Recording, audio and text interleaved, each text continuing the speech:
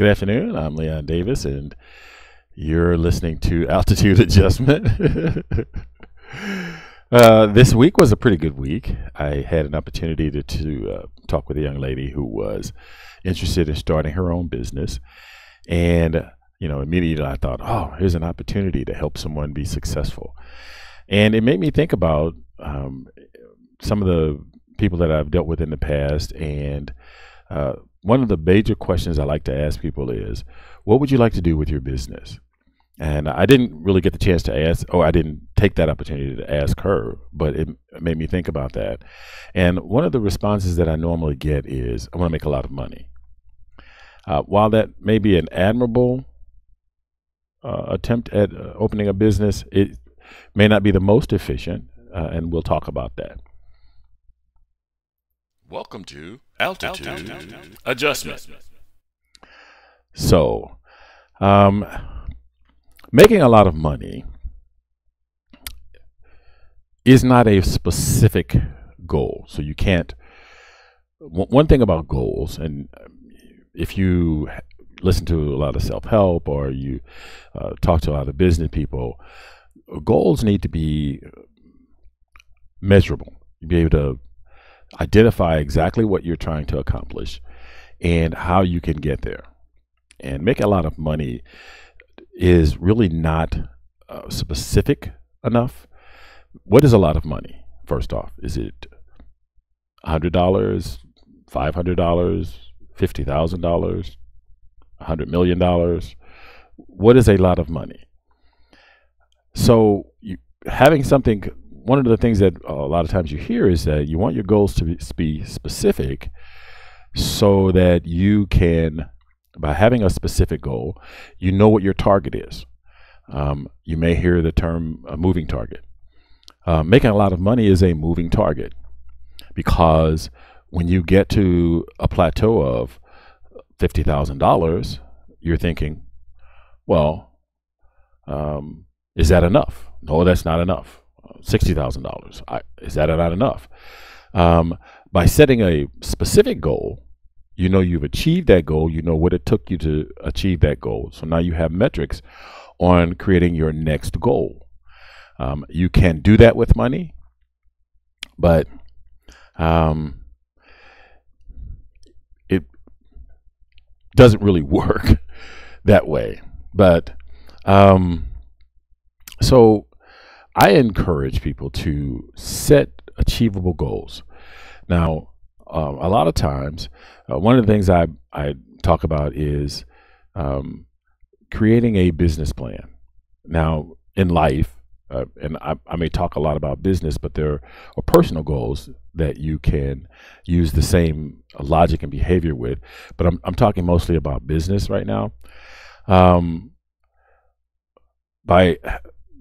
Some people know about business plans, and they can be challenging, but they don't have to be extremely complicated or extremely difficult.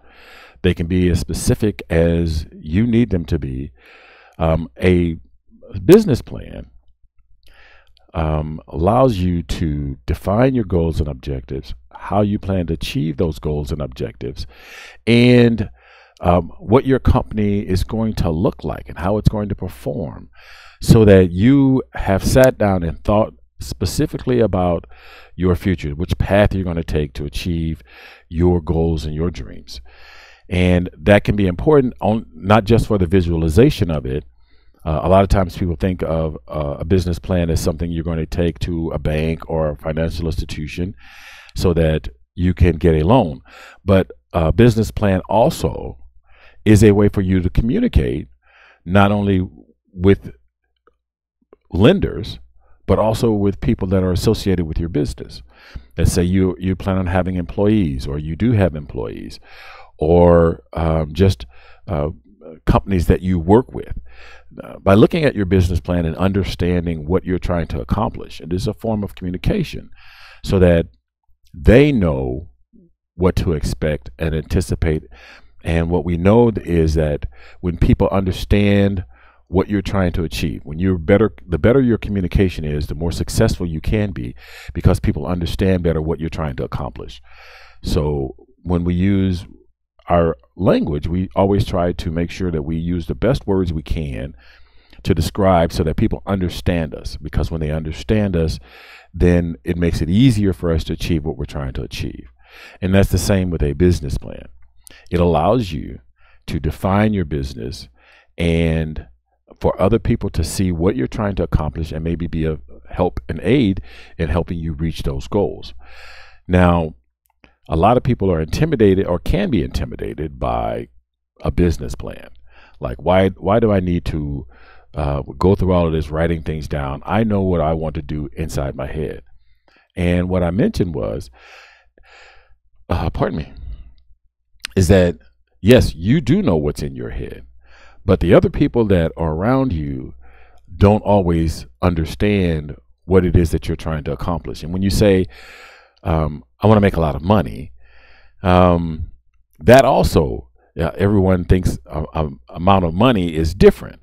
And so being more specific about your goals allows other people to understand what you're trying to accomplish and either can assist you or get out of your way if that needs to be the case. So creating a business plan, I encourage simply from the standpoint of, including that you set out specific goals and objectives, but it allows you, now you can go back and change your business plan. A lot of times people don't want to write things down or write their goals and objectives down because they think they're going to be too rigid, that writing it down is a too rigid format, that if I put it down in writing, then I can't make adjustments, or I don't feel like having to go back and do that kind of work.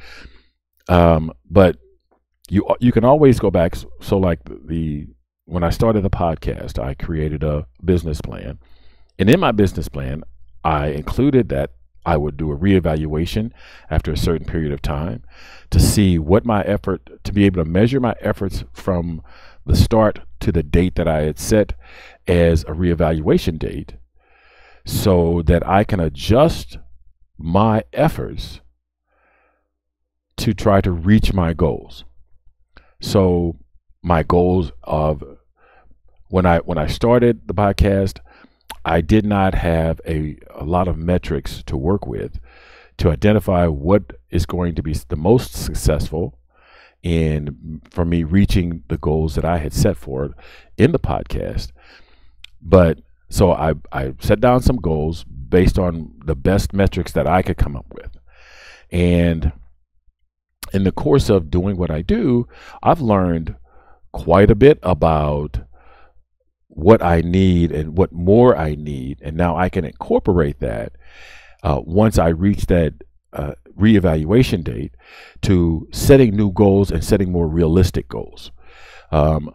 My first goals were compared to what I've learned, my first goals were very aggressive. They didn't take into account a lot of the things that I've learned. And that's always going to be something that's going to happen when you're trying to achieve something, is you're going to learn things and you're going to adjust your behavior, you're going to adjust your goals. And that's a good thing. That's not a bad thing. But having some specific goals gives you an opportunity, and it helps you stay on course, because in the course of getting things done, I worked with a woman. She had a business and she was feeding homeless, and that's what she wanted to do. And when she started, while doing that, someone said, well, you're out there, this is what you're doing, why don't you give them clothes? Why don't you hand out clothes? And she thought, oh, that's great. I could do that. I'm going to be there. I'm going to be feeding them. I can give them clothes too. Then sometime down the road later, she realizes that she was spending a majority of her effort getting clothes, getting them ready, and it was impacting her being able to feed them.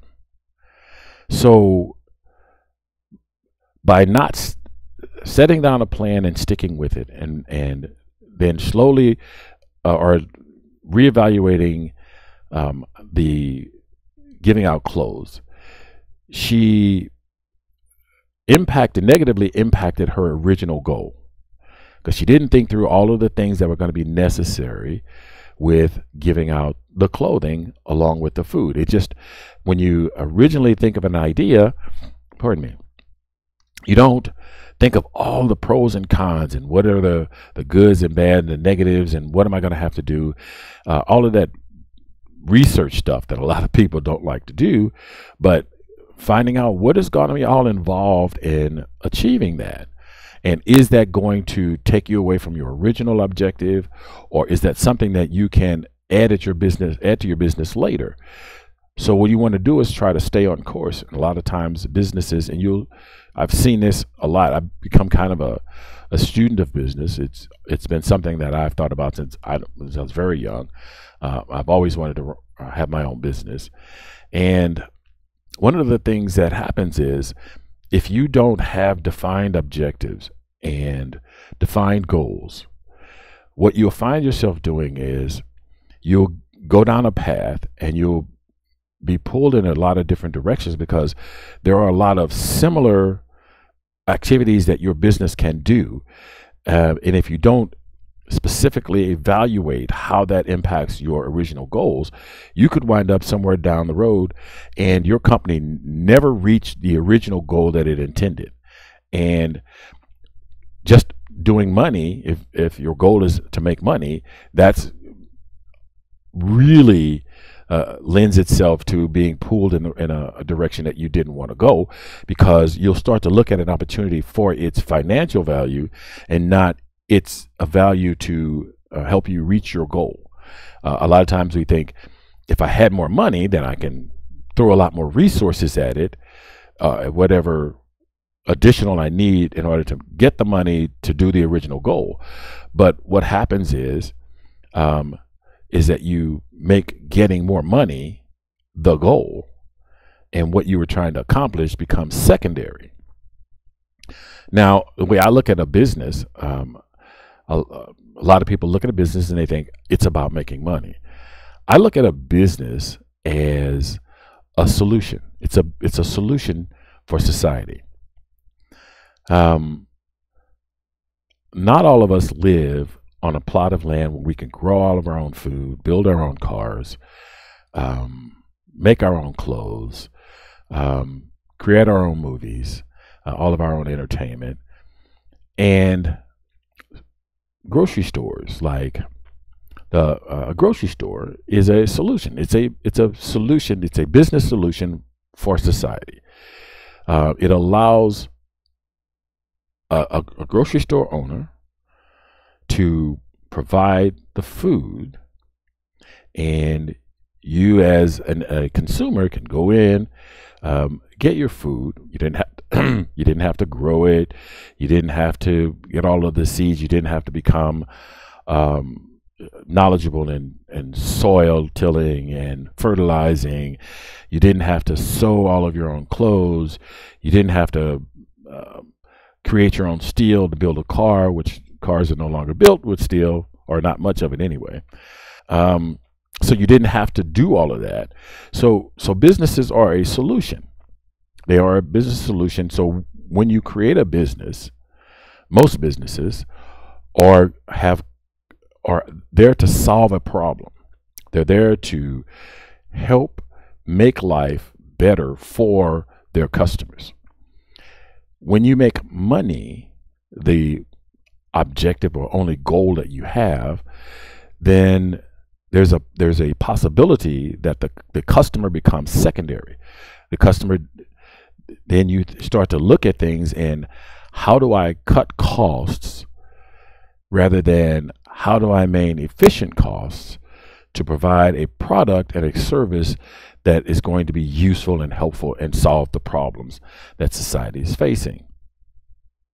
So though you can make money at that, what you definitely want to do is be able to have the business sustain itself. And so you do have to money has to be a consideration in your business, but it doesn't have to be the central focus of your business. Can you be a successful business owner without a business plan or without goals and objectives? And you absolutely can. It's not a requirement. There have been successful businesses that started out as someone just wanting to, a friend asked them to do something, maybe make a quilt and bake some cookies, and they've gone on to commercial success. But setting goals and objectives and having a plan tends to be very helpful in facilitating that, getting your business in the right place and making the right decisions.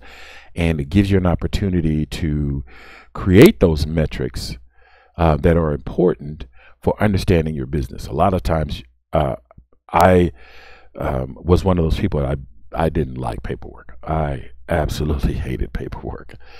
And I come to appreciate what all of that does, how that helps you look at your business. When you have those metrics, when you have those numbers that says, we've used this much product to create this many, we use this many materials to create this much product, and this is what it has cost us to go from raw material to market. When you have those metrics, it is easier to set pricing. It is easier to understand, well, how much more do we need to scale up our business to reach this production level? Now, a lot of times, I'm going to say a lot of times, but times people don't think, well, I can keep that in my head. And the difficulty with that is that many times our perception of what we saw and what we think is right doesn't always match the absolute facts.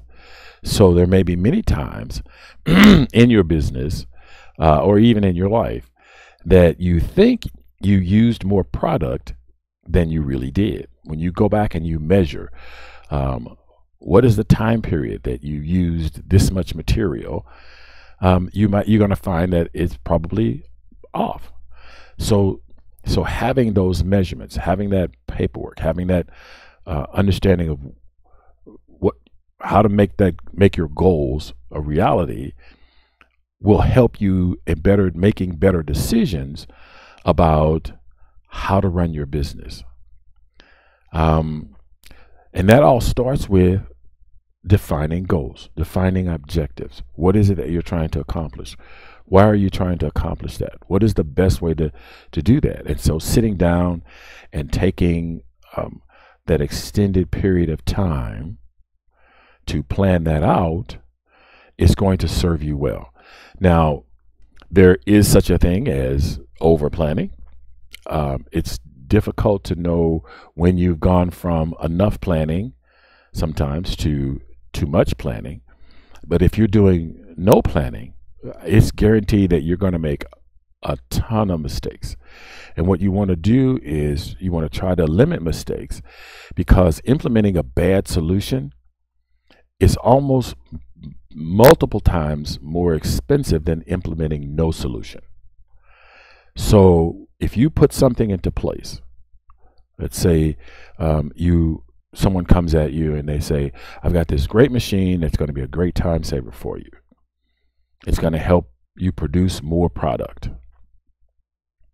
And without doing any research on it, or without sitting down and really looking at how that is going to impact your business, and you make that decision, and you find that not only now that you have to do a ton of retraining, you have to find different vendors because the machine doesn't use the same kind of products, or it doesn't work with the same kind of materials that you have been using.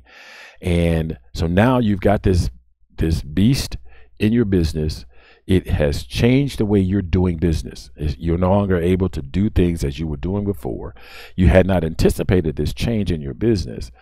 And now you've spent a lot of money, maybe a lot of time and resources implementing this in your business, and it just isn't going to work. You realize, I've gotten this far and there's just nothing I can do. I've got to get rid of it.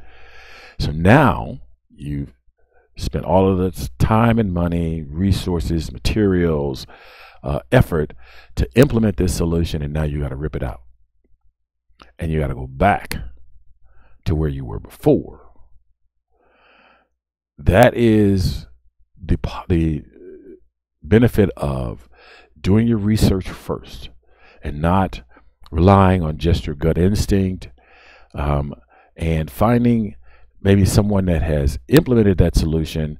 Talk to someone about what they've done, how it was successful for them, what changes. So finding those metrics, finding those the necessary information for you to make a better decision. And you also want to write that down. I know I talk a lot about writing down. I have become a supreme advocate of documentation, and because going back, so you ask certain questions. If you don't write down all of the questions that you need, then you're not going to ask them, and they may come up. The answers may come up too late or later than you had anticipated, and now you've spent a lot of time and effort. If you don't write down the answers that you get, when you go back to making that decision and you don't look at that information, you'll overlook it. And if you overlook it, then again, you'll be in that situation where now you are implementing a solution that's the wrong solution. So yes, you can operate and function a business without all of that paperwork and all of the things that I'm talking about. But by doing all of that, by doing the research and writing things down and documenting stuff, you could save yourself a lot of headache and a lot of heartburn. And setting goals, you hear the term goal oriented. It is something that I would encourage everyone to be.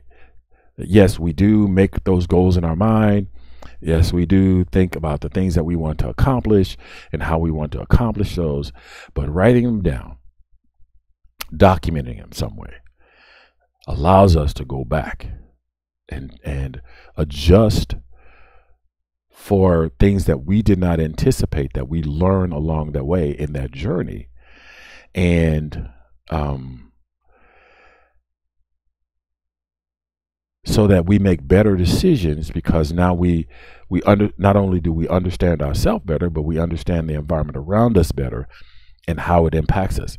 A lot of times, like I heard a lot when I started my podcast about, people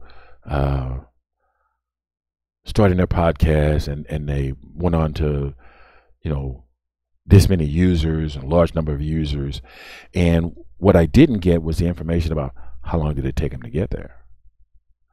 What did they have to do? What did they start with? And so I didn't have that.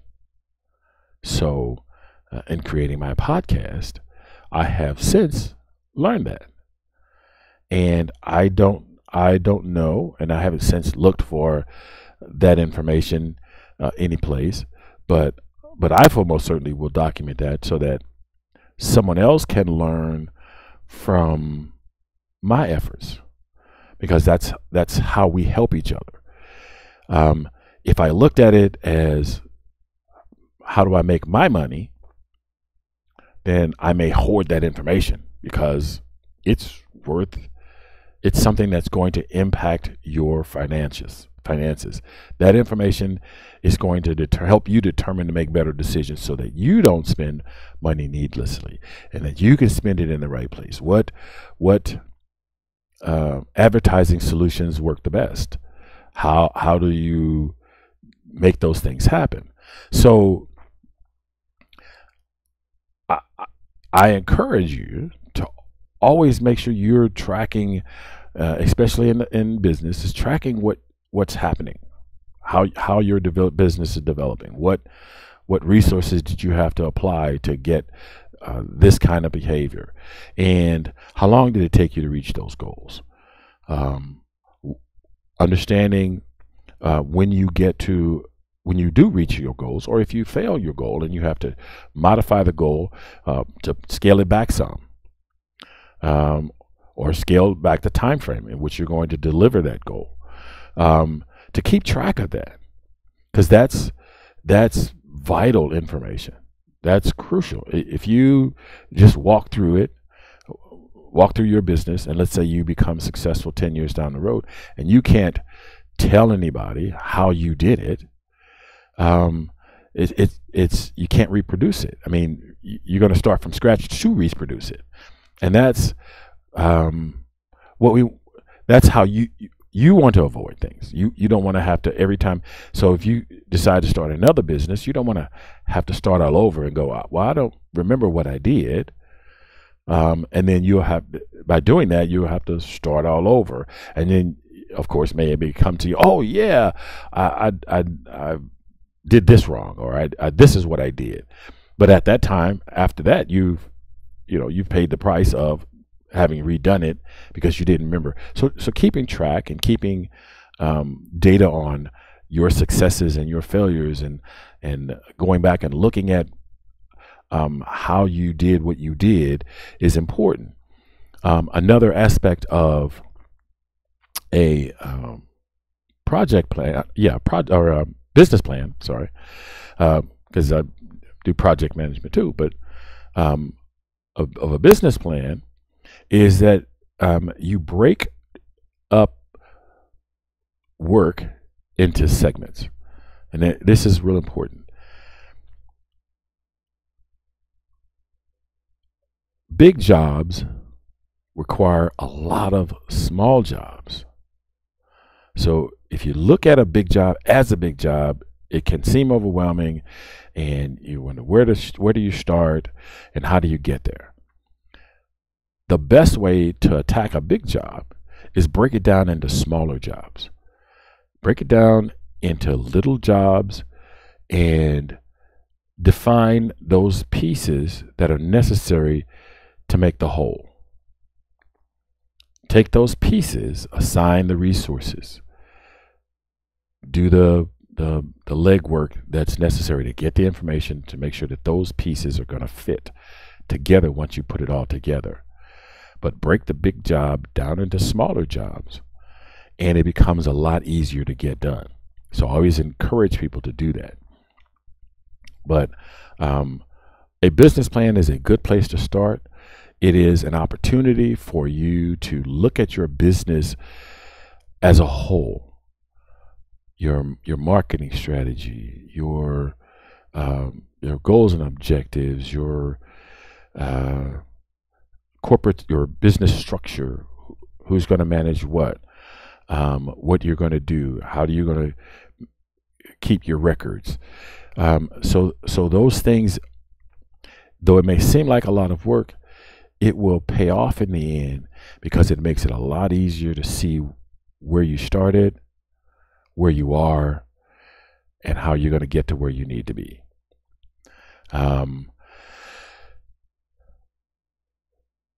So it is, I think I'm pretty close to about time for me to go back and look at my business plan. I haven't updated it, but I started 5 months ago in November.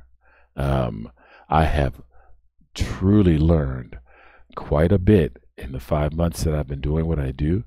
I am supremely enjoying doing this podcast, but the business aspects of it are as exciting as anything else that I've done.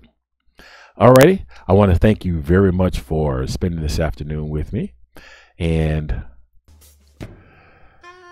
I just want you to know that you can replay this video podcast here on YouTube, and the audio podcast is available on Stitcher.com, Podcast.com, the iTunes Store, and the Google Music Play Store.